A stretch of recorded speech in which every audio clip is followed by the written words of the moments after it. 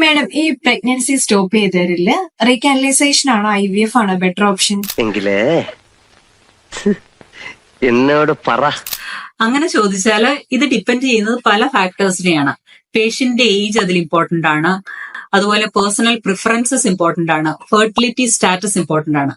Fertility status എന്ന് പറയുമ്പോൾ both male and female fertility status, അത് രണ്ടും ഇമ്പോർട്ടന്റ് ആണ് ഇങ്ങനെ ഒരു ഡിസിഷൻ എടുക്കുന്നതിന് മുമ്പ്. ട്യൂബൽ റീകനലൈസേഷൻ എന്ന് പറയുന്നത് ഒരു സർജിക്കൽ പ്രൊസീജിയർ ആണ്. അതിൽ നമ്മൾ ബ്ലോക്ക് ചെയ്തിരിക്കുന്ന അല്ലെങ്കിൽ കട്ട് ചെയ്തിരിക്കുന്ന ട്യൂബ്, അതായത് സ്റ്റെറിലൈസേഷൻ വഴി നമ്മൾ അങ്ങനെ ചെയ്തിരിക്കുന്ന ട്യൂബിനെ റീഓപ്പൺ ചെയ്ത് കണക്ട് ചെയ്യുന്നതാണ്. അപ്പം ഇങ്ങനെ ചെയ്യുന്നത് ഇതിലെ സക്സസ് റേറ്റ് ഏകദേശം 70 to 80% ഉണ്ട്. പക്ഷേ ഇത് ഡിപ്പെൻഡ് ചെയ്യുന്ന ഡിഫറെന്റ് ഫാക്ടേഴ്സിനെയാണ്.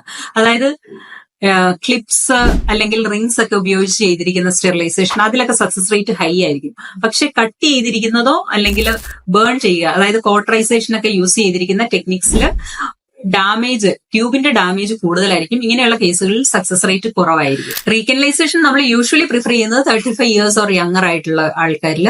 അതുപോലെ തന്നെ എക്സ്റ്റെൻസീവ് ആയിട്ടുള്ള ട്യൂബൽ ഡാമേജ് ഇല്ലാത്ത കേസസ്, അതായത് ക്ലിപ്സ് റിങ്സ് ഒക്കെ ഉപയോഗിച്ചിട്ടുള്ള കേസസിൽ, അതിലൊക്കെയാണ് നമുക്ക് റീകനലൈസേഷൻ കൂടുതൽ യൂസ്ഫുൾ ആയിട്ട് വരുന്നത്. റീകനലൈസേഷൻ ചെയ്യുന്ന കേസുകളിൽ at least 4 centimeter remaining tubal length എങ്കിലും ഹെൽത്തി ആയിരിക്കണം. അങ്ങനെയുള്ള കേസുകളിലാണ് ഇതിന് കൂടുതൽ സക്സസ് റേറ്റ് ഉണ്ടാവുക.